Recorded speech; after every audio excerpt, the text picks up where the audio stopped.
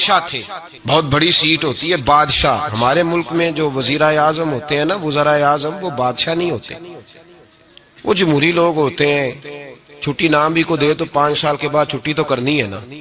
لیکن جو بادشاہ ہوتے تھے وہ مطلق ہوتے تھے، جب تک زندہ ہیں تب تک بادشاہ. حضرت ابراہیم ابن ادھم بادشاہ تھے، گھر میں سوئے ہوئے تھے.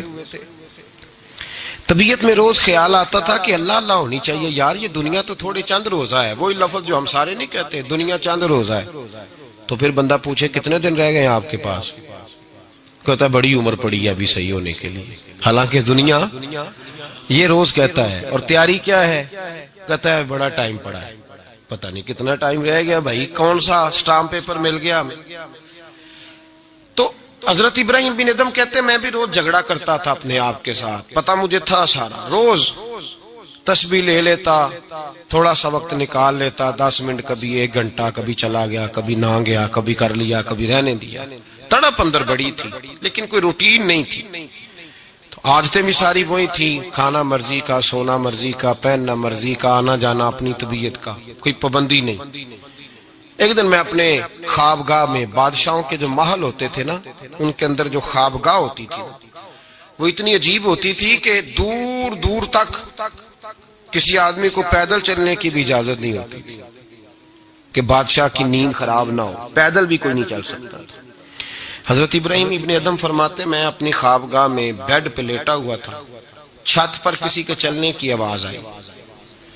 یہ سیمٹ کے چھت تو اب آئے ہیں نا، پہلے سارے چھت وہی ہوتے تھے جن پہ بالے پڑے ہوتے تھے. تو کہتے ہیں کسی کے چلنے کی آواز آئی تو میں نے زور سے آواز دے کے کہا، میں نے کہا کون ہے چھت پہ؟ طاقت ہی نہیں کسی کی چھت پہ کوئی آئے. میں لیٹا تھا اور سوچ رہا تھا اللہ اللہ کرنی چاہیے.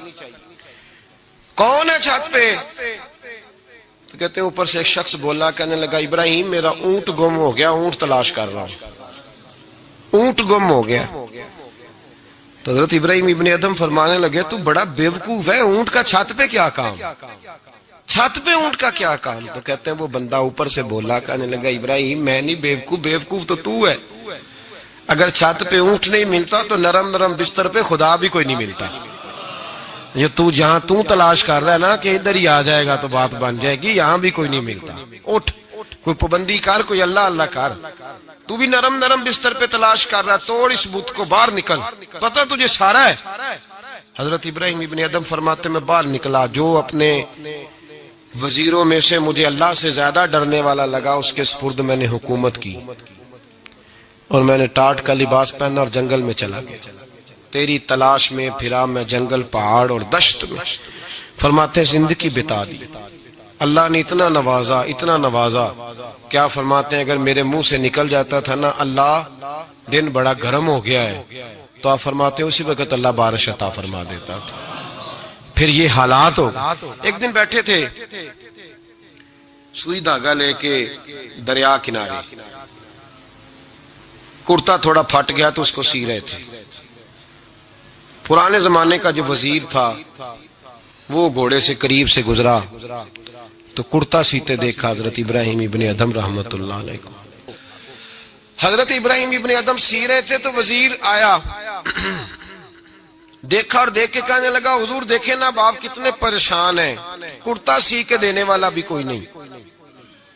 کتنی اچھی بادشاہی تھی، آپ اشارہ کرتے تھے ہزاروں کرتے آ جاتے.